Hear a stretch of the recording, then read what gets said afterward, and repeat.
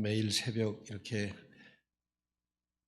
월요일부터 계속 비가 오는데도 너무 성실하게 잘 나오셔서 기도 모임을 하시는 여러분들, 뭔가 좀 제가 그런 입장은 아니지만 칭찬해 드리고 싶은 생각이 많이 듭니다. 특히 이제 어린 아이들까지 다 데리고 와서 목사님 말씀 들으니까 지금 뭐 감기가 돈다고 하는 것 같은데, 오늘까지 하시면 이제 반 끝나니까 나머지 3일도 잘 나오셔서, 저는 내일부터 안 나오겠지만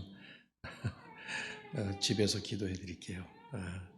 까지 잘 하셔서 하나님께서 새해를 맞으셔서 간절히 주님께 기도하는 그 기도 응답 되게 해 주실 줄로 믿습니다. 제가 한번 말씀만을 위해서 간단히 기도하겠습니다. 하나님 고맙습니다. 우리가 하나님을 우리의 아버지라고 부를 수 있는 자녀로 삼아주시고, 우리에게 영원한 하늘나라의 소망을 가지고 이 땅에서부터 벌써 복음의 은혜를 주님 안에서 만족하며 감사하며 감격하며 살아갈 수 있도록 우리를 하나님의 자녀로 삼으신 것 감사합니다.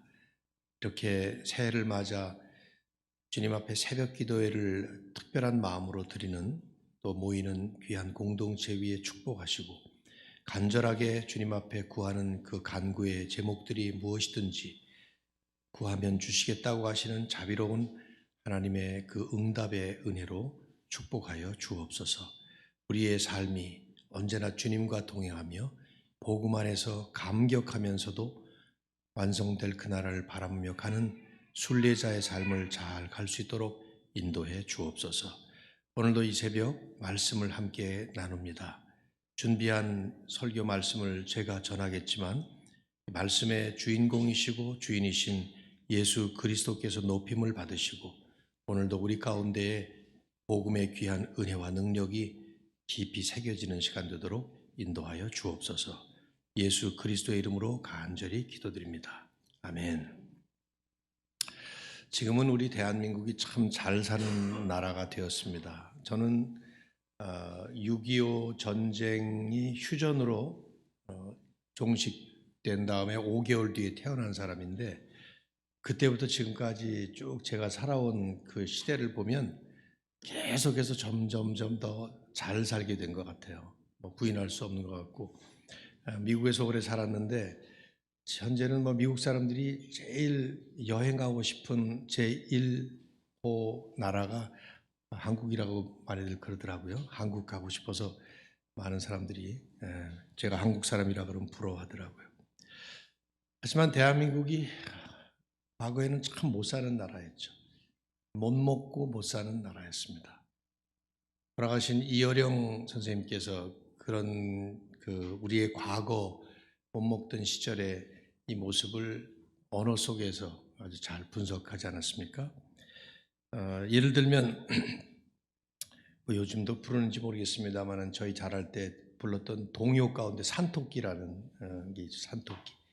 그 노래 가사를 보십시오. 토끼야 토끼야 산속의 토끼야, 겨울이 오면은 무얼 먹고 사느냐. 이 어린 아이들이 자라면서 꿈을 꾸면서 자라야 될 아이들이 토끼를 보면 쟨 올겨울에 뭘 먹고 살지, 이게 걱정이 될 만큼, 자기들도 못 먹으니까 그만큼 못 먹고 살던 현실이었다는 것이죠. 제 아들이 이제 결혼을 한 다음에 저희와 같이 살았어요. 아들 며느리. 그래서 아기를 둘 낳았고 한 7년을 같이 살았. 첫 번째 손녀가 이제 태어난 다음에 제 아내가 옛날 동요를 많이 아니까 아이에게 잠잘 때면은 동요를 불러주곤 했는데, 제가 이 노래는 안 부르면 좋겠다 하고 제 아내한테 부탁했던 노래가 섬집 아기라는 노래가 있습니다. 아시는지 몰라요. 노래도 구성지죠. 엄마가 섬그늘에 뭐 이러면서 하는 노래 있잖아요. 그 가사 보면 엄마가 섬그늘에 굴 따러 가면 아기는 혼자 남아 집을 보다가 바다가 불러주는 자작 노래에 팔 베고 스르르 잠이 듭니다. 아기 혼자 집에 놔두고 엄마는 굴 따러 나간다고 그래요. 그 어린 아기 혼자서, 그래서 혼자서 외롭게 있다가 잔다는 거죠. 미국 기준에 의하면 이거는 분명히 차일드 어뷰스로, 아기 방치죄, 학대죄로 잡혀가든지 아이를 뺏기든지 그럴 겁니다. 얼마나 먹고 사는 게 힘들었으면 이런 노래들이 만들어지냐 이 말이죠.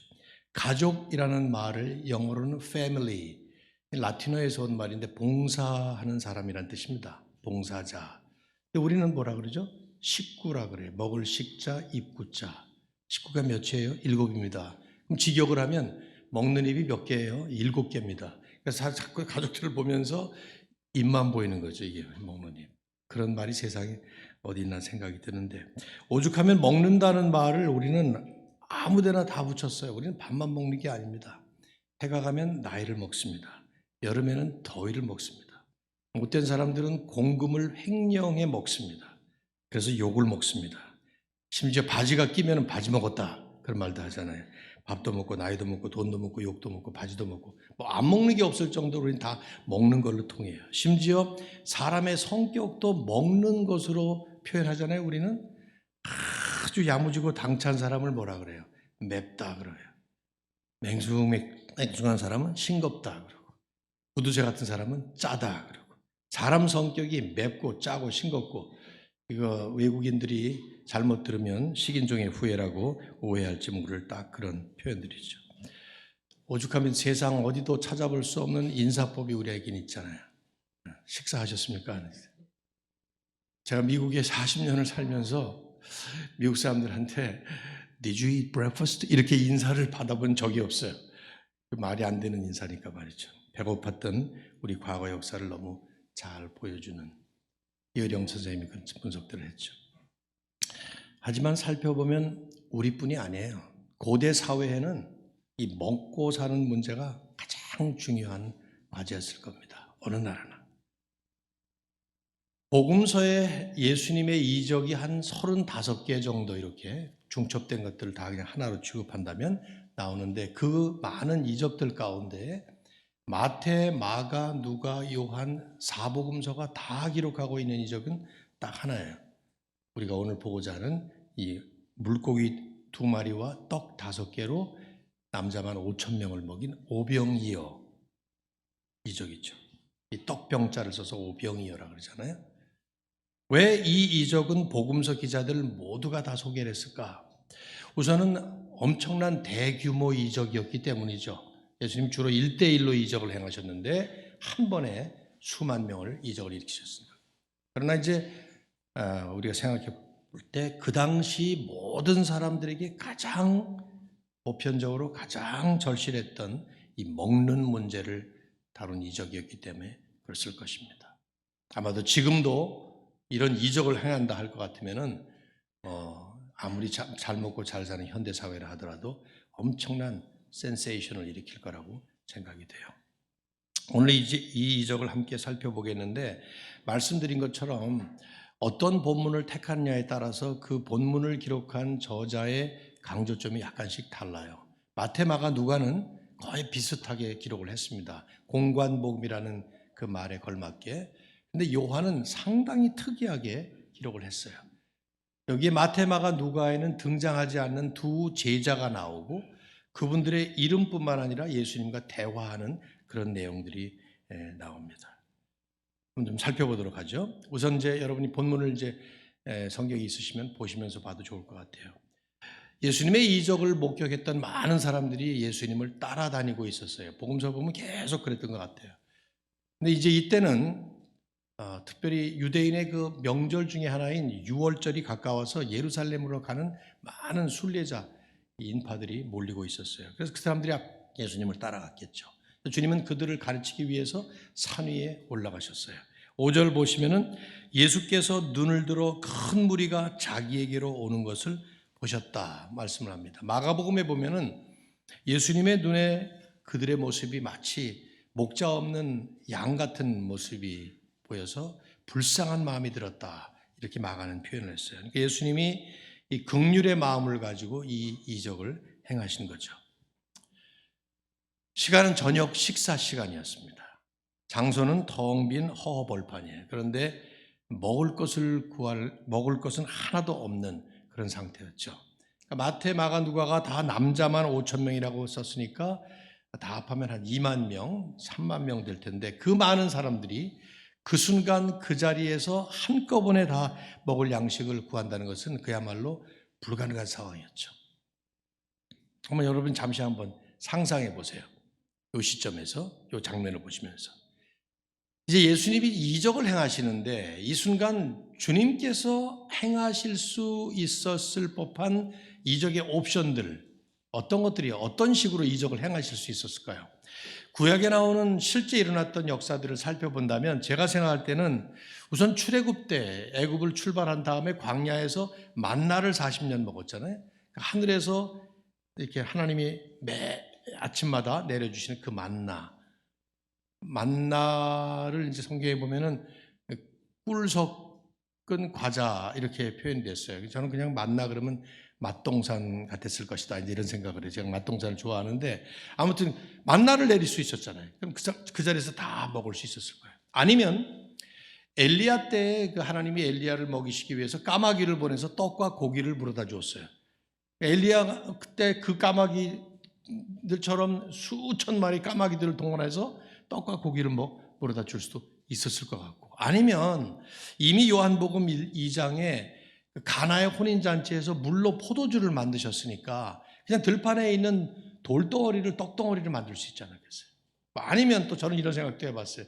그냥 혼자서 탁탁 튀겨가지고 오른쪽 왼쪽에 주머니에 햄버거 하나, 콜라 한 병, 햄버거 싫으면 김밥 한 줄, 생수 한 병 이렇게 만들 수도 있잖아요. 예수님이 못하실 게 뭐 있냐 이 말이죠. 다 하실 수 있는 분이셨으니까. 그런데 특이한 방법을 사용하셨어요. 뭐냐면 제자들을 보고 너희들이 먹을 걸 줘라 이렇게 말씀하셔요. 한 번도 예수님의 이적 속에 이런 식으로 하신 적이 없는데 말이죠. 요한은 특별히 그 제자들 12명 가운데 두 제자 빌립과 안드레의 이름을 거론하고 있고 그 빌립과 안드레가 예수님과 대화한 내용을 소상하게 기록을 하고 있어요. 분명히 이들의 모습 속에 투영된 우리들의 모습을 그려주기 위해서 그랬던 것 같습니다. 우선 이제 첫 번째 나오는 빌립이라는 사람을 살펴볼 필요가 있어요. 자, 5절 하반절. 빌립에게 이르시되 예수님이 말씀하시는 겁니다. 우리가 어디서 떡을 사서 이 사람들을 먹이겠느냐? 질문하셨어요. 질문하신 목적을 요한은 6절에 이렇게 말씀합니다. 우리 한번 6절 다 같이 읽어볼까요? 시작. 이렇게 말씀하시면 친히 어떻게 하실지를 아시고 빌립을 뭘 하고자? 시험하고자 하십니다. 무슨 시험을 하시려고 이렇게 빌립을 특별히 지목했을까? 여러 가지 시간이 있으면 성경 공부하듯이 내용을 얘기할 수 있겠습니다만 이 지역이 빌립의 고향이었습니다. 베세다 지역에. 그래서도 빌립이 어디에 이마트 24시 CU 같은 거 열리는지 다 알고 그랬을 테니까 그랬을 수도 있겠지만 요한복음을 쭉 읽어보시면 이유가 특별히 있어요. 요한복음에 소개된 빌립은 일관성 있게 한 가지 모습을 보여줍니다. 계속해서. 우선 1장에 제일 먼저 예수님을 따랐던 제자 중에 하나예요. 빌립이. 그리고는 빌립은 자기 친구인 나다나엘이라는 사람에게 가서 얘기를 합니다. 내가 메시아를 만났다. 그러니까 나다나엘이 뭐라고 말하는가 하면 유명한 말, 나사렛에서 무슨 선하게 나오겠냐. 그러니까 빌립이 그때 했던 말이 뭐냐면 1장 46절을 보면 와서 보라. 와보라. Come and see. 내가 직접 와서 네 눈으로 목격해봐라. 그러면 너도 믿을 수 있을 것이다. 즉 빌립에게는 보는 것이 눈에 보이는 증거가 아주 중요한 사람이었어요. 14장으로 가면 최후의 만찬을 마치고 나서 예수님께서 내가 이제 먼저 가서 너희를 위해 처소를 예비하겠다. 그렇게 말씀을 하니까 빌립이 또 그때 질문을 합니다. 질문보다 요청을 해요. 14장 8절에 빌립이 이르되 주여 아버지를 우리에게 보여주옵소서. 그리하면 족하겠나이다. 하나님은 보이지 않아요. 그런데 보이지 않는 하나님을 보여달라고 말해요.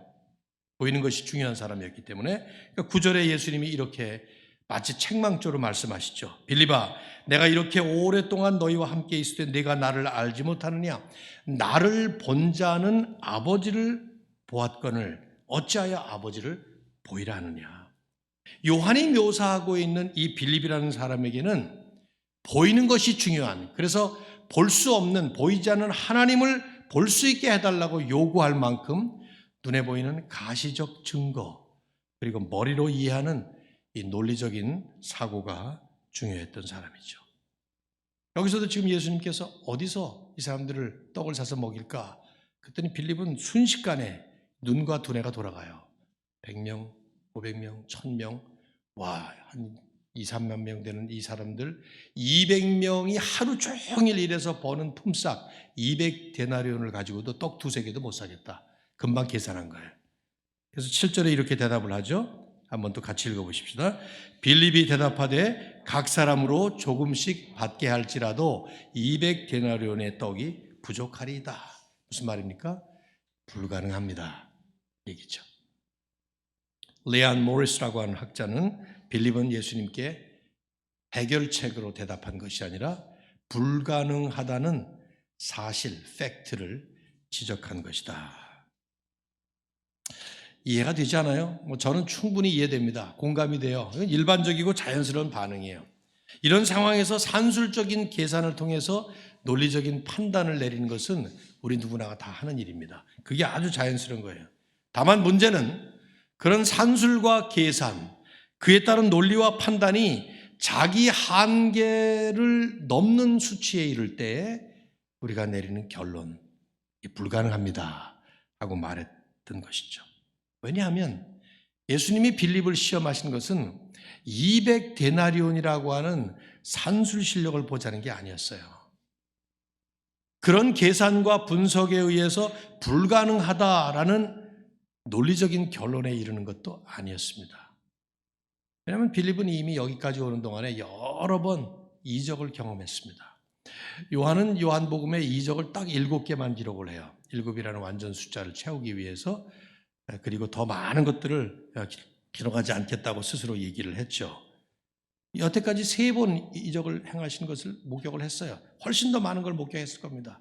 2장에서 가나의 물로 포도주를 만드셨, 또 4장에 가면 왕의 신하의 아들이 아팠을 때 원거리에서 가시지도 않고 그냥 나았다고 한마디 말씀을 해서 낫게 하는 것을 또 보았습니다. 바로 전장인 5장에 보면 베데스다 목가라고 하는 곳에서 38년 동안 꼼짝 못하고 완전 전신불구가 됐던 사람을 그 자리에서 벌떡 일어나게 하는 이런 이적을 경험했죠. 그러니까 여기서 지금 빌립이, 그런 경험을 한 빌립이 보였어야 될 반응은 뭘까요? 당연하지 않겠어요? 주님, 이 상황 불가능합니다. 저희들로서는 해결할 수가 없습니다. 그러나 주님은 해결하실 수 있습니다. 주님께서 나서서 이적을 행하시죠. 이렇게 말을 했다면 어땠을까? 빌립은 거기까지를 나가지 못한 것이죠. 논리적 사고의 한계라고 할까요? 이성적 신앙의 맹점이라고 할까요? 제가 생각할 때는 합리적 판단하는 자기 굴레 같은 데 갇혀 있는 것 아닌가, 이런 생각을 해봐요. 여러분은 안 그렇습니까? 저도 마찬가지예요. 우리는 누구나가 다 하나님을 전능하신 하나님이라고 믿어요. 그러나 그 전능하신 하나님 앞에서 일어나는 많은 상황들을 볼 때 하나님과 상황 사이에서 내가 믿는다고 하는 그 믿음과 내가 가지고 있는 계산과 상식 사이에서 우리는 종종 팽팽한 줄다리기를 합니다.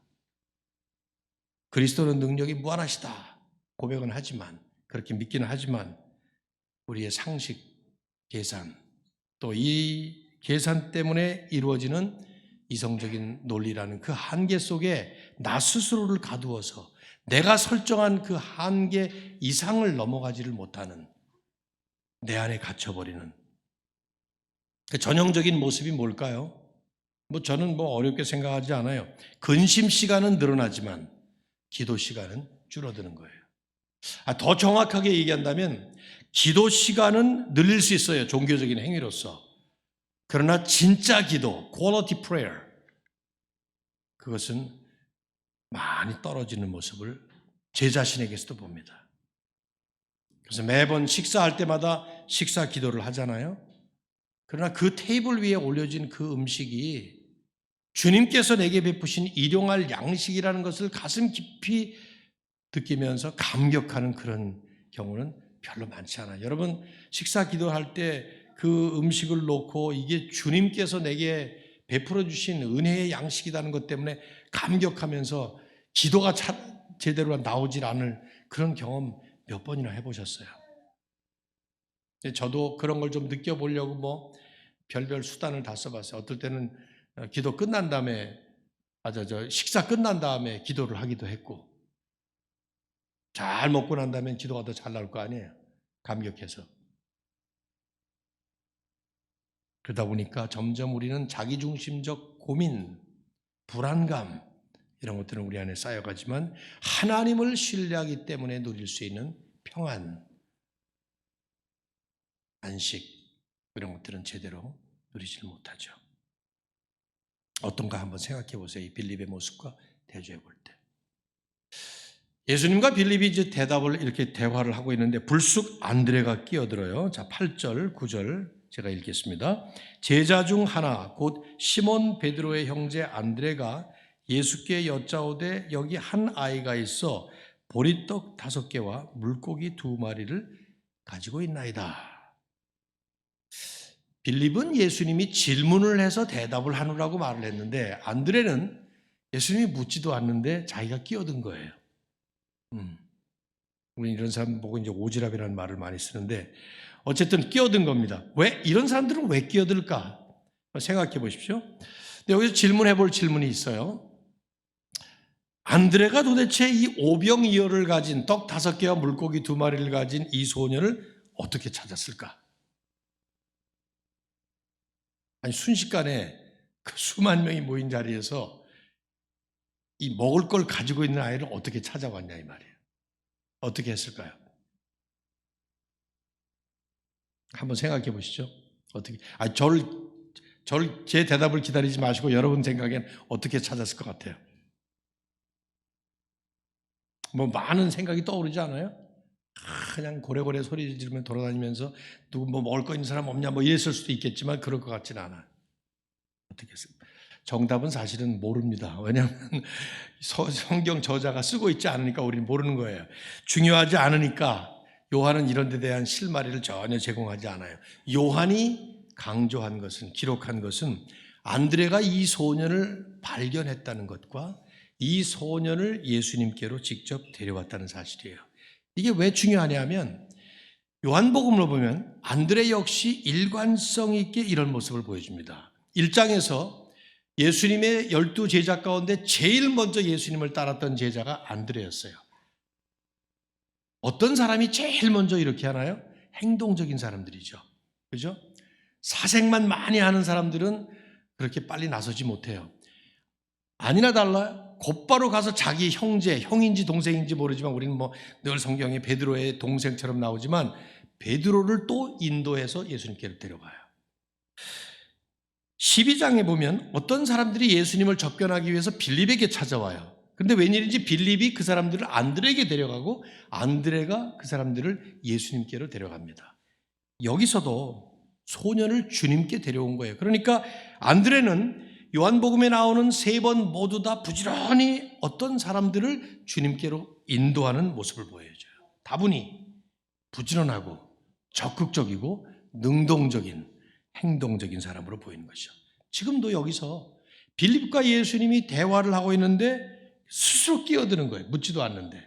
그리고 어떻게 언제 어떤 식으로 했는지 모르지만 이 소년을 찾아서 주님께 데리고 온 거죠. 우리가 딱 받는 인상은 어떻게 찾아왔는지를 모르니까 오히려 더 이 안드레의 행동이 부각되는 거예요. 한마디로 말해서 안드레라는 사람은 말보다 손으로, 이론보다 행동으로 옮기는 일종의 적극적이고 행동적인 성실한 노력파 일꾼 같은 사람이었던 것이죠. 전 칭찬하지 않을 수가 없어요. 목회자로서 볼 때. 문제를 만나도 어려운 상황을 만났을 때에 그걸 해결하기 위해서 자기 나름대로 시키지도 않는데 최선을 다해서 발로 뛰는 이런 모습. 저도 목회를 36년을 하고 은퇴를 했습니다마는 성도들이 다 이런 모습이면 좋겠다. 이런 생각을 하면서 목회를 했습니다. 목사님은 어떠세요? 교인들이 와서 그냥 구경만 하고 가만히 팔짱 끼고 앉아있는 그러면 좋겠어요? 안 그렇죠, 당연히. 시키지도 않는데도 자기가 할 수 있는 일을 찾아서 열심히. 여기는 없겠습니다만은 가만히 앉아서 따지기만 하는 사람들 얼마나 많습니까? 그리고 입을 열어서 탁 뭐 말을 하면은 문제는요 하면서 시작하는 사람 있어요. 자, 그 말투를 좀 고쳤으면 해요. 전 사실은 장로님 한 분이 그렇게 말씀하시는 분이 있어서 제가 아주 진지하게 사랑하는 마음으로 그 좀 어투를 좀 고쳤으면 좋겠다고 권면해 드린 분이 있는데, 당회를 하면은 가만히 앉아서 듣고 계시다가 끝날 때쯤 되면 근데 문제는요 하고 꼭 문제를 직접 꺼내. 이렇게 들어보면 사실 문제도 아니야. 근데 이제 문제만 보이니까 이제 문제는요 하고 꺼내는데, 생각해 보십시오. 그런 유형보다 이 안드레는 달라요. 달랐어요. 문제가 있어도, 해결이 쉽지 않아도, 불가능하게 보여도 자기 나름대로 할 수 있는 최선을 다해서 노력하는 행동적인 실천가였다 이 말이죠.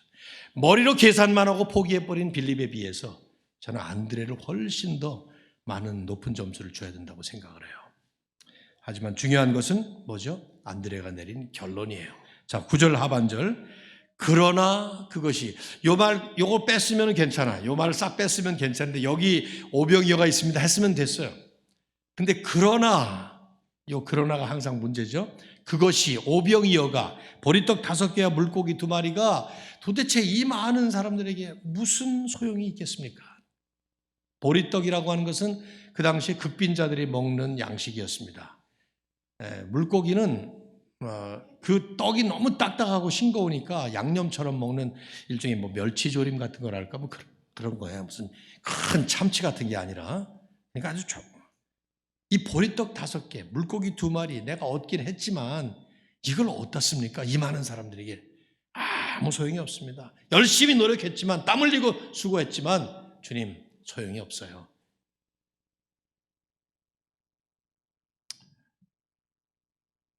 오랫동안 기도했는데 응답이 없을 때,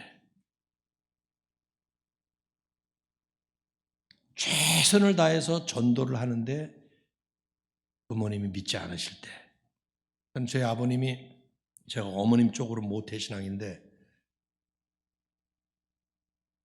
제 아버님은 교회를 한 50년 안 빠지고 다니셨던 분이지만 항상 설교를 들으시면 생선 가시 발라내듯이 진짜 중요한 복음은 다 빼고 윤리적으로 도덕적으로만 받으셨어요. 그러니까 예수님 믿어야 구원받습니다. 이런 얘기하면은 절 보고 늘 머리 쓰다듬으면서 너무 빠지지 마라.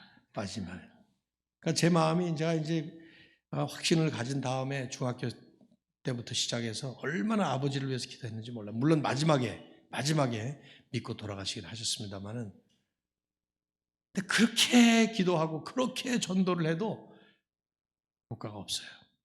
난 안드레의 심정이 이해가 돼요. 중학교 2학년 때 아버지 사업이 부도가 나서 뭐 있던 재산 다 날아가고 그럴 때 어머니하고 새벽기도 가서 한 번도 안 빠지고, 전 밤새지라 사실 새벽을 잘 못하는데 기도해도 전혀 변화가 없어요. 결국 망해서 이민을 갔으니까요, 미국으로. 안드레의 이 푸념 같은 탄식, 오병이어, 이게 무슨 소용이 있습니까?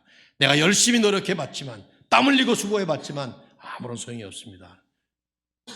충분히 저는 공감을 합니다. 참 아쉬워요. 안드레가 예수님께 보였으면 한 바람직한 모습이 있었다면 무엇이었을까? 그냥 상상으로 해볼 때 빌립과 다를 바가 없잖아요. 주님, 제가 노력했습니다. 제 노력으로 할 수 있는 것은 이거 다 합니다. 보리떡 5개, 물고기 2마리. 하지만 이게 무슨 소용이 있습니까? 답은 주님께 있잖아요. 주님께서 하십시오. 주님이 나서실 때입니다. 이렇게 대답을 했다면 어땠을까? 아마도 우리는 누구를 막론하고 이 빌립과 안드레 두 유형 중에 하나, 아니면 이 둘 사이 어느 지점에, 아니면 한 번은 이쪽으로 갔다가 또 한 번은 이쪽으로 갔다가 그 가운데서 그렇게 갈등하며 믿음 생활하는지 모르죠. 여러분 어떠세요? 요한은 분명히 이 두 모습을 통해서 우리의 모습을 보여주고 있어요. 자, 스토리의 클라이막스는 이제 2절부터인데, 이적은 너무 간단하게 끝나요, 사실은요. 우선 이제 이 예수님의 이적을 보시기 전에 하나 이제 생각 좀 해 보셔야 될 부분이 워낙 많은 메시지들이 그런 메시지들이라. 흔히 이제 이 시점에서 세 번째로 등장하는 인물이 누구냐면 이 보리떡 5개와 물고기 2마리의 주인, 이름 모를 소년이. 혹시 여러분 그 설교 제목을 이름 모를 소년의 위대한 헌신, 이런 제목 혹시 설교 들어보신 적 있나요? 네, 없으시군요. 제가 했던 설교인데 옛날에 했던 설교, 옛날에 잘 못했던 설교예요. 잘 못했던 설교. 어떤 내용입니까? 우리도 이 소년처럼 주님께 헌신하자. 우리가 가진 별 볼 일 없는 이 작은 오병이어 같은 내 작은 재주, 적은 재물 다 주님께 바치면, 주님의 손에 들리기만 하면 위대한 일을 쓸 것이다. 11조를 드리면 그보다 10배나 더한 일을, 이런 설교 엄청나게 많이 했어요. 옛날에. 은혜롭게 들리지만, 상당히 은혜로운 설교 같지만 본문에는 없는 거예요. 이게 상상일 뿐이에요. 그러지 말라는 말씀은 아니에요. 그 좋죠. 그렇게 헌신하는 거 아주 좋은 일입니다. 그러나 이 본문이 말하는 것은 소년이 자기 도시락을 자발적으로 드렸다? 어떻게 알아요? 가만히 읽어보십시오, 여러분. 소년이 주님께 헌신했다? 아닙니다. 안드레가 지금 이 소년을 데리고 왔는데 제가 생각할 때는 강제로 끌려왔을 가능성이 아주 높아.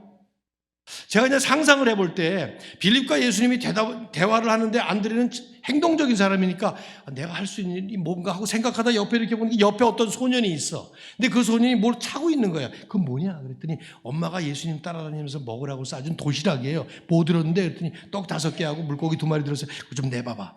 안 돼, 이거 내가 먹을 건데. 내봐봐 임마. 예수님께 드리면 더 많이 큰일 할 수 있어. 내봐. 안 돼요. 내봐. 도둑이야. 이랬을 가능성이 아주 높아요. 그래, 니네들 때문에 내가 이런 거 한다 지금. 요한은 이 소년에 대해서 언급하지 않아요. 소년의 믿음, 소년의 자세, 그의 헌신 한마디도, 그랬을 수 있지만 언급하지 않습니다. 왜? 이적의 초점이 소년이 아닌 예수님께 있었기 때문이죠. 사실 이것뿐만 아니라 전부 다 생략해요. 요한의 초점은, 핵심은 빌립이 자신의 계산과 이론 속에 빠뜨렸던 그 예수님, 안드레가 자기 노력만으로 끝내버리지 말고 더 나아가서 신뢰했어야 할 그 예수님, 그분이 초점이었기 때문에 그분에게 초점을 맞추어서 부각시키기 위해서 나머지를 전부 다 생략을 합니다. 사실 정말 중요한 것, 이적이 어떻게 일어났는지 궁금하지 않아요? 오병이어가 도대체 어떻게 일어났을까? 이 이적이 2만 명이 모였습니다. 떡 5개, 인절미 5개, 좀 더 큰 거, 시루떡 5개, 이런 거 있다고 합시다. 도대체 어떻게 먹였냐 이 말이에요. 제자들을 불러가지고 너희들이 지금 나눠줘라. 그 다음 장면을 보시면 전부 다 자리에 앉히시고 예수님이 축사를 하십니다. 오병이어를 위에다 올려놓고 축사를 쫙 하니까 갑자기 요만한 떡이 이렇게 커져가지고 건물만하게 커졌을런지 그런 것 같진 않아요. 제 생각에. 제자들에게 나눠주니까 12명 중에 너희들 10명은 떡 5개 두 조각씩 나누고, 그 다음에 2명은 고기 2마리 하나씩 가지고 가서 나누어줘. 근데 요만한 고기 가지고 자 나눠줍니다. 그 많은 사람들이 먹을 텐데 떼주니까 뿅 하고 또 나오고, 떡을 딱 잘라서 주니까 또 점점 커지고, 이랬는지 상상이 되세요? 어떤 식의 화학적, 물리적 무슨 변화와 프로세스를 거쳤는지 상상이 안 돼요. 도대체가 궁금하지 않아요? 왜 그런 일을 기록을 안 했냐 이 말이에요. 이유는 하나야. 그 프로세스가 중요한 게 아니라, 그런 매지컬 현상이 중요한 것이 아니라 예수님이 초점이었기 때문에 그 모든 걸 다 모든 이적이 다 그렇습니다. 하나같이 다 오직 주님만 부각시키기 위해서. 요한은 특별히 이제 마태, 마가, 누가와 대조를 해보면 2가지 사실을 뚜렷하게 이게 핵심이에요. 첫째, 그리스도는 풍성하고 소중한 은혜의 주님이시다. 그걸 강조합니다. 본문을 보시면은 요한은 모든 군중들이 풍성하게 먹었다라는 사실을 2번 반복합니다. 11절 하반절, 그들의 원대로 주시니라. 이게 무슨 말입니까? 그냥 떡덩어리 요만한 거 하나 먹고 끝난 게 아니에요. 또 달라 그러면 또 주고, 또 달라 그러면 또 주고, 원대로, as much as they wanted, 원하는 대로 마치 뷔페 식당에서 배 터지게 먹듯이 그렇게 먹었다는 얘기예요. 그래서 그 다음에 보시면은 12절에 그들이 배부른 후에, 상상이 되세요? 전부 지금 너무 배가 불러서 걷지도 못할 정도로 배가 불러서 지금 들판에 이렇게 널브러져 있는 그런 모습이에요. 또 하나 사실을 추가하죠. 12절에 남은 조각을 거두고 버리는 것이 없게 하라. 예수님이 명령을 하십니다. 마태, 마가, 누가도 전부 12광주리에 남았다라는 사실은 기록을 해요. 팩트는. 그러나 요한은 그것이 주님이 직접 명령하신 것이다라고 말씀을 합니다. 왜 이런 명령을 하셨을까요? 여러분, 가족들과 함께 식당에서 밥을 식사하시고 난 다음에 아이들 보고 그 버리지 마 할 때 어떨 때 그 남은 음식을 버리지 않고 싸갑니까? 맛있는 음식, 너무 소중한 음식. 네. 저도 지난번에 제가 돼지고기를 좋아하는데 삼겹살 뭐 이런 거, 돼지는 머리에서 발끝까지 버릴 데가 없잖아요. 그렇죠? 머리고기 눌린 거 뭐 아무래도 오늘 하나 먹긴 먹어야 될 것 같은데 제 아내한테 부탁을 해서 흑돼지 그걸 구운 거를 먹었는데 한 2조각 남았는데 먹자니 배부르고 버리자니 아깝고 그 2조각 집에 싸갔죠. 어떤 음식이냐 이 말이에요. 소중한 음식, 귀한 음식 이런 것들이기 때문에 주님은 하나도 버리지 마라. 다시 말씀드리면 뜻밖의 잔치에서 먹었던 이 오병이어라고 하는 이 식사는 단순한 보리떡과 물고기가 아니었어요. 이것은 최고의 극상품, 수원 이 지역의 최고의 맛집에서 가장 맛있고 비싼 최고의 정찬. 요한이 전하고자 하는 첫 번째 메시지가 바로 그거예요. 우리 주님은, 예수 그리스도는 하나도 버릴 것 없을 만큼 귀하고 귀한 그 은혜를 먹고 먹어도 고갈되지 않을 만큼 풍성하게 베푸시는 진정한 은혜의 주님이시다 하는 것입니다. 여러분과 제가 누리고 있는, 주님 믿음으로 인해서 누리고 있는 복음의 은혜가 이런 것이에요. 정말 그렇게 우리가 누리고 삽니까? 예수 믿고 구원받아 이 땅에서 하나님의 자녀로 사는 그 은혜가 바로 이런 은혜라는 것을 보여주고 있는 것이죠. 시간이 많이 가니까 전하고 싶은 더 중요한 말씀을 전해야 될 것 같아요. 혼동하지 마셔야 될 것 하나가 있습니다. 이 점에서 이게 참 중요해요. 받은 은혜가 핵심이 아니라 그 은혜의 주인이신 예수님이 핵심이에요. 이 군중들은 지금 그걸 놓칩니다. 이들은 주님을 통해서 받은 떡에 관심이 많았어요. 그래서 계속 주님을 따라갑니다. 여러분, 이거 오늘 우리는 15절까지만 읽었잖아요. 근데 6장 전체가 이 사건이에요. 사실 16절부터 그 이하 오병이어 이적의 후폭풍이 일어나죠. 예수님을 계속 따라다녀요. 예수님이 그들을 돌아보면서 한 말씀 하시죠. 26절에 가서 보시면은 너희가 나를 찾는 것은 표적을 본 까닭이 아니요 떡을 먹고 배부른 까닭이로다. 이게 무슨 말입니까? 그 오병이어의 그 경험은 표적이었다 이 말이에요. 표적. 영어로는 사인이란 말이에요. 사인이 뭡니까 여러분? 간판 같은 거예요. 간판. 그 사인은 실체가 따로 있어요. 어딜 가다가 여러분이 학교 사인을 딱 보시면 아, 학교가 여기 있다는 거구나. 실체가 따로 있는 거예요. 병원을 찾을 때 병원 사인이 있잖아요. 병원이 있는 거예요, 실체가. 그 실체를 가리키는 사인인데 오병이어는 사인에 불과했어요. 왜? 실체이신 예수 그리스도를 보여주기 위해서 행하신 이적이었다 이 말이에요. 그런데 이 사람들은 그 실체는 보지 못하고 오병이어 떡에 그냥 심취해 있었던 것이죠. 오병이어를 통해서 예수님을 만났어야 되고 그걸 경험함으로 인해서 그리스도를 알았어야 되는데 그만 떡에 도취돼서 실체이신 예수님은 망각해버리는. 그래서 예수님은 전곡을 찌르는 말씀을 35절에서 이렇게 말씀하셨어요. 예수께서 이르시되 나는 생명의 떡이니 내게 오는 자는 결코 줄이지 아니할 것이요 나를 믿는 자는 영원히 목마르지 아니하리라. 여기 그 유명한 나는 누구다라는 것을 설명하는 말씀. 나는 생명의 떡이다.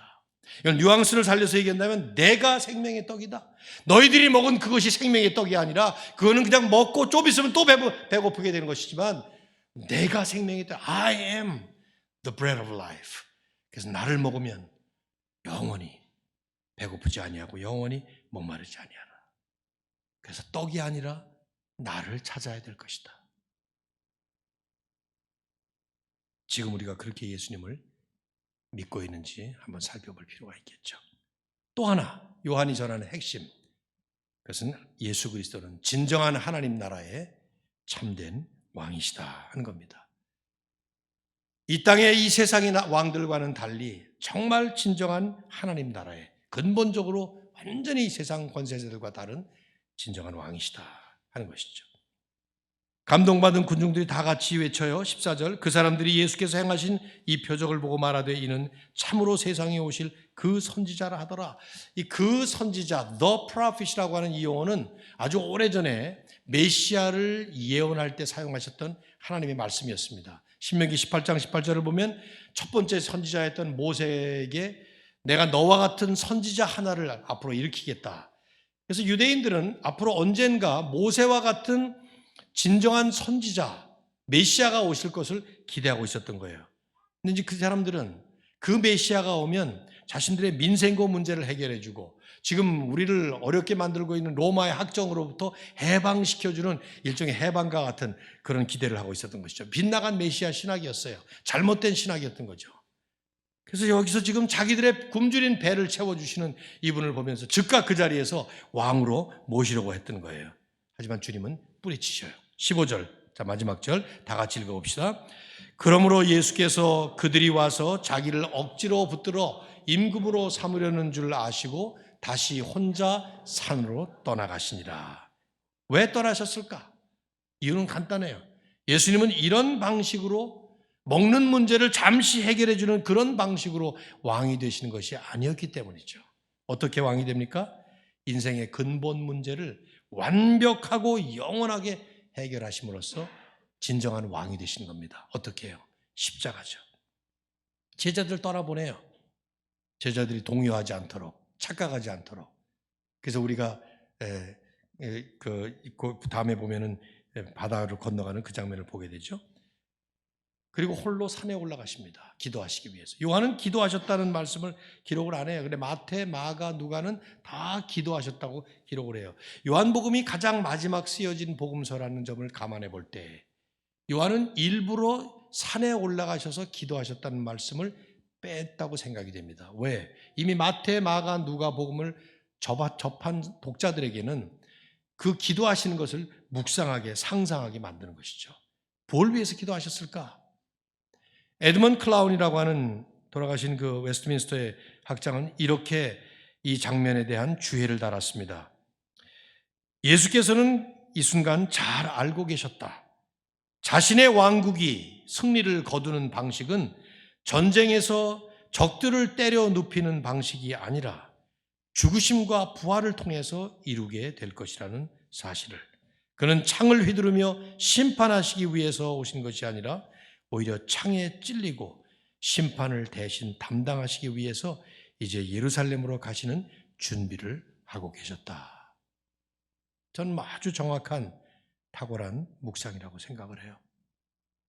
사복음서의 기자들이 모두가 다 그렇듯이 요한도 역시 이제 이 사건이 지나고 생애의 클라이막스인 십자가를 향해서 가시는 주님의 모습을 하나씩 그리게 되죠. 잠깐 먹고 마시는 문제를 해결해 주는 이 땅의 임금들과는 근본적으로 다른 모습으로, 그나마도 이루지도 못할 그것을 거짓된 헛된 공약을 내세워서 자신들의 권좌에 오르는 그런 세상의 권세자들과는 아주 본질적으로 다른 방식으로 주님은 이미 낮은 종의 몸으로 이 땅에 내려오셨어요. 성육신하셨어요.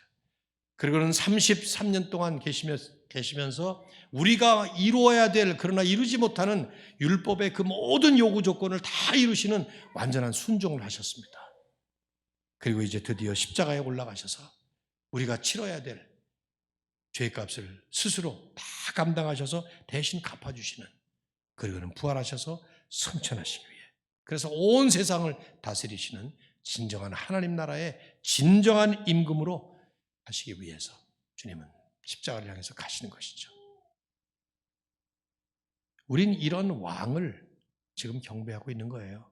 여러분과 제가 믿고 찬양하고 예배드리는 우리의 예배의 대상이신 주님은 바로 그런 분입니다. 그런 왕이라 이 말이죠. 진정한 왕이신. 요한은 우리에게 두 가지 질문을 던진다고 생각돼요. 첫째는 예수 그리스도가 과연 우리의 진정한 생명의 떡이신가 하는 질문을 던지고 있습니다. 여러분 한번 물어보십시오. 각자에게, 자신에게. 예수는 정말 나의 진정한 생명의 떡이신가? 만일 예수님이 정말 진정한 생명의 떡이시라면 우리의 기도는 많이 달라질 거예요. 우리의 환경과 상관없이 예수님 때문에 예수님 안에서 정말 만족을 누릴 수 있고 경험할 수 있기 때문에 더 떡을 많이 달라고 기도하기보다, 다른 떡을 달라고 간구하기보다 이미 주신 나의 진정한 생명의 떡이신 그 예수님 때문에 훨씬 더 많이 감사하고 감격하고 그 주님을 찬양하는 기도가 우리의 기도가 될 것입니다. 뭐 구하지 말라는 거 아니에요. 주기도문에서도 분명히 말씀하죠. 일용할 양식을 주시옵소서. 하지만 우리에게 그 기도는 이제는 이미 일용한 양식이 되어주신 주님 때문에 늘 감사하고 감격하는 그런 하나의 사인처럼 보여지는 것이죠. 이미 넘치는 풍족한 은혜를 누리고 있는 우리이기 때문에. 또 하나 질문하죠. 요한은 예수 그리스도는 과연 우리의 진정한 왕이신가 하는 질문합니다. 정말 그분을 왕으로 섬기고 있는가? 이런 질문을 하고 있는 것이죠. 그분의 전능하심을 믿기 때문에 왕이 아니라 전능한 종처럼 우리가 여기고 있는 것은 아닌가? 종종 그런 생각이 많이 들어요. 뭐 여러분도 지금 새벽 기도에 나오셨습니다마는 기도 열심히 하면 할수록 자칫하면은 우리는 그분이 전능하시다는 사실은 믿지만 그렇기 때문에 전능하신 그분의 손을 빌어서 나는 또 다른 무엇을 얻기 위해서 오히려 내가 그분에게 요구하고 있는 입장에 나를 두고 있는 것은 아닌가 하는 생각을 한단 말이죠. 종종 알라딘의 이 마술 램프에 나오는 그 지니 같은 생각이 많이 들어요. 그 중동 설화 아시죠? 알라딘이라는 소년이 해변가를 걷다가 램프 하나를 발견했습니다. 꺼내보니까 쓸만한데 녹이 슬었어요. 녹을 막 닦느라고 비빈데 펑 하고 쥐니라는 거인이 등장을 합니다. 여러분들 집에도 아마 쥐니가 있을 거예요. 우리 집에도 있는데. 쥐니야 TV 틀어 그럼 틀어서 주더라고요. 요새 한국 와서 처음 경험하는 건데 채널 바꾸라면 채널 바꾸고. 근데 이 쥐니는 훨씬 알라딘의 쥐니는 그보다 훨씬 더 능력이 많죠. 집 가져오라면 집 가져오고 옷 가져오라면 옷 가져오고 먹을 거 가져오라면 뭐 못하는 게 없어요. 전능한 존재예요. 하지만 그는 알라딘의 종이었어요. 알라딘이 하라는 대로 요청하는 대로 그 요청을 들어줘야만 하는 종에 불과했다 이 말이죠. 하나님이 전능하신 하나님이고 예수 그리스도가 능력이 무한하신 분이라는 것을 믿는다 하더라도 내가 요구하는 대로 기도하는 대로 요청하는 대로 들어주셔야 한다면 그래서 만일에 그 응답이 안 돼서 내 마음에 쓴뿌리가 일어나고 분노가 일어난다면 내가 왕입니까? 주님이 왕입니까? 나는 그분을 왕으로 섬기는 것입니까? 아니면 전능한 종으로 부리는 것처럼 지금 믿고 있냐 이 말이죠. 저는 한 번도 뭐 개를 키워본 적이 없습니다. 그러나 뭐 제 주변에 또 저희 가족들 가운데도 이 반려견, 애완견 키우는 사람들이 많은데 아마 여러분 가운데도 애완견 키우는 분들이 있을 것 같아요. 요즘에 제가 그런 생각이 들었습니다. 여러분이 키우는 그 반려견이 이제 그 개들을 키우시는 분들은 공통점이 있잖아요. 산책들을 나가야 되는데 산책할 때마다 하나를 들고 가죠. 이 비닐봉지 같은 거. 왜요? 그 개가 저지르는 그 뒤를 봐줘야 되니까 말이죠. 다 집어줘야 돼요. 어느 날 상상해 보세요. 그 강아지가 자기 뒤를 졸졸 따라다니면서 자기가 저지르는 그 더러운 것을 집어주는 이 사람을 보면서 아무리 생각해도 이 사람은 내 종인가 보다. 이렇게 생각을 한다면 그 개는 미친 개죠. 그죠? 어떻게 생각해야 원칙이에요? 나를 얼마나 사랑하시면 이 주인께서는 내 이 더러운 것까지 다 치워주시는 분이시구나. 감격해야 되잖아요. 그런 개를 키우셔야 돼요. 내가 지금까지 살아오는 동안은 저질러 놓은 일이 얼마나 많아요? 죄가 얼마나 많고 더러운 짓이 얼마나 많고 추한 일들이 얼마나 많습니까? 근데 그 모든 것들을 하나님이 모든 것을 합력하여 선을 이루시는 하나님의 거룩한 선을 향해서 내 뒤를 다 치워주셔서 여기까지 인도하시고 지금 이 자리에 나를 세우시는 은혜를 베푸셨다고 하면 나는 그분을 보면서 나를 얼마나 사랑하셨으면 이렇게까지 하셨는가 하고 감격하며 찬양하며 그분을 경배해야 되겠죠. 저는 지난 4, 5년 동안 목회를 은퇴하고 나서 기도하는 기도 제목이 막 목회를 할 때보다 덜 절박해져서 그랬는지 모르겠습니다만은 돌아보면 돌아볼수록 이 하나님의 은혜에 대한 감격이 너무 컸어요. 목사 될 만한 존재가 아닌데 목회를 하게 하셨고 저지른 실수, 잘못 이 모든 것들에도 불구하고 그거 다 치워주시면서 여기까지 인도하신 하나님, 그분에 대한 내 감격과 찬양과 진정한 경배가 얼마나 부족했던가 하는 것 때문에 말이죠. 여러분은 어떻습니까? 정말 예수 그리스도가 진정한 왕이십니까? 하나님이 진정한 우리의 경배를 받으시는 그런 하나님이시냐 이 말이죠. 오병이어의 은혜를 경험했던 군중들은 너무 황홀했어요. 그래서 예수님을 그 자리에서 왕으로 모시려고 했습니다. 하지만 이들은 착각을 했던 거죠. 그 오병이어의 은혜는 맛보기에 불과했습니다. 언젠가 하나님 나라에서 완성될 그 마지막 완전한 천국 잔치의 맛보기, 에피타이저에 불과했어요. 여러분이 좋은 고급 식당에 가서 고급 요리를 주문하면 코스로 나올 때 보면 제일 먼저 에피타이저가 나오잖아요. 그 에피타이저는 앞으로 나오게 될 더 좋은 정찬을 맛있게 즐길 수 있도록 식욕을 돋구는 일에 불과해요. 우리가 만일에 에피타이저에 심취돼서 그거 먹고 배불러 버리면 진짜 좋은 거 못 먹는 거나 마찬가지죠. 오병이어는 에피타이저였어요. 아니 이 세상에 우리가 누리고 있는 모든 좋은 것들은 아무리 좋은 것이라 하더라도 전부 다 맛보기에 불과합니다. 마지막 완성될 그날에 우리가 누릴 완벽한 그 축복의 에피타이저. C.S. 루이스가 멋지게 표현하지 않았어요? 이 세상에서 우리가 경험하는 좋은 것들은 모두가 다 우리가 아직 발견하지 못한 꽃의 향기에 불과하고 우리가 아직 들어보지 못한 실제 소리의 메아리에 불과하며 우리가 아직 한 번도 방문해 보지 못한 그 나라에 대한 소식에 불과하다. 맞는 말이에요. 우리가 이 땅에서 맛보고 이 땅에서 누리고 있는 그 모든 좋은 것들은 천국의 은혜의 그림자에 불과해요. 향기는 맞지만 아직 만발한 꽃을 우리는 보지 못했습니다. 소식은 메아리로 통해 듣지만은 실제 소리는 아니라 이 말이죠.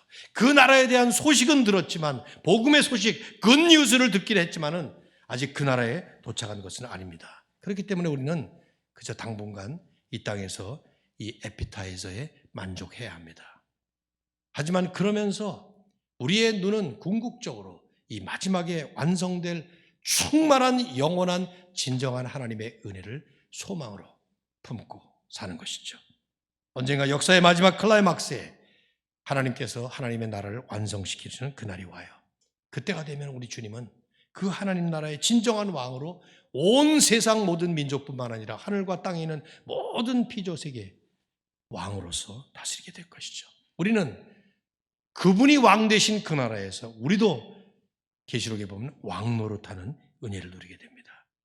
그러면 그때 맛보는 그 축복은 지금 이 땅에서 맛보는 것들과는 비교도 될 수 없는 충만한 아름다움과 찬란한 영광을 경험하는 거죠. 영원토록 잠시 잠깐이 아니라 뜻밖의 잔치가 아니라 약속된 잔치에 초대받아서 떡 5개, 물고기 2마리에 그 잠시 잠깐 먹는 것이 아니라 상상도 할 수 없는 완벽한 그 하나님의 은혜, 배고픔도 목마름도 없고 슬픔도 괴로움도 없는 영원토록 하나님과 함께 주님을 찬양하면서 풍성한 진정한 축복을 누리는 그게 우리의 진정한 소망이 되는 줄로 믿습니다. 사랑하는 성도 여러분, 주님 다시 오시는 그날까지 감격하면서 주신 은혜에 감사하면서 또 완성될 그날을 소망하면서 살아가시기를 주의 이름으로 축원합니다. 하나님 고맙습니다.